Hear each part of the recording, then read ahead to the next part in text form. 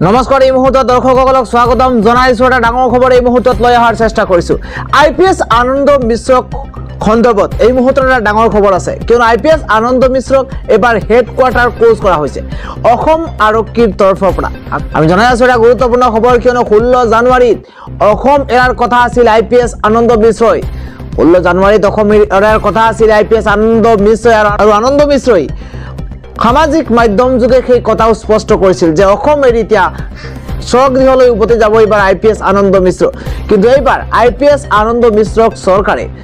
যাবলৈ অনুমতি দিয়া নাই চাকৰি এৰাৰ কাৰণ দৰ্শাই পদত্যাগ পত্ৰ প্ৰেৰণ কৰিছিল এবাৰ আইপিএছ আনন্দ মিশ্ৰই আৰক্ষী বিষয়াগৰাকীয়ে চাকৰি এৰাৰ কাৰণ দৰ্শাই পদত্যাগ পত্ৰ প্ৰেৰণ কৰিছিল কিন্তু বৰ্তমানো আইপিএছ আনন্দ মিশ্ৰৰ পদত্যাগ পত্ৰত অনুমোদন দিয়া নাই ৰাজ্য চৰকাৰে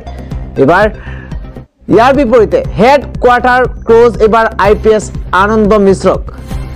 আৰক্ষী বিষয়া দেৱাশিষ শৰ্মাক আজিৰে পৰা লখিমপুৰৰ এছপি হিচাপে দায়িত্ব অৰ্পণ কৰা হৈছে পূৰ্বে লীলাবাৰীৰ 13 নম্বৰ এপিবিএনৰ কমাণ্ডেণ্ট আছিল দেৱাশিষ শৰ্মা কিন্তু এতিয়া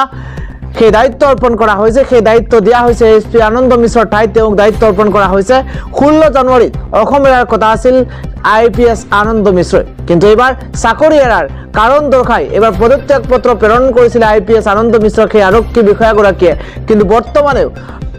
চৰকাৰে অনুমোদন দিয়া নাই চৰকাৰে পদত্যাগ পত্ৰৰ অনুমোদন দিয়া নাই ৰাজ্য চৰকাৰৰ তৰফৰ পৰা কিন্তু ইয়াৰ বিপৰীতে হেডকোৱাৰ্টাৰ ক্লোজ কৰা হৈছে আইপিএছ আনন্দ মিশ্ৰক আমি জনাই আছো অসম এৰিব নোৱাৰিব এবাৰ আনন্দ মিশ্ৰ যেহেতুকে এবাৰ চৰকাৰৰ তৰফৰ পৰা সেই পদত্যাগ পত্ৰত অনুমোদন দিয়া নাই কাৰণ দৰ্শাই যি জাননী প্ৰেৰণ কৰিছিল সেই পদত্যাগ পত্ৰত এবাৰ অনুমোদন দিয়া নাই ৰাজ্য চৰকাৰে কিন্তু এতিয়া সম্ভৱতঃ এবাৰ অসম এৰিব নোৱাৰিব আইপিএছ আনন্দ মিশ্ৰই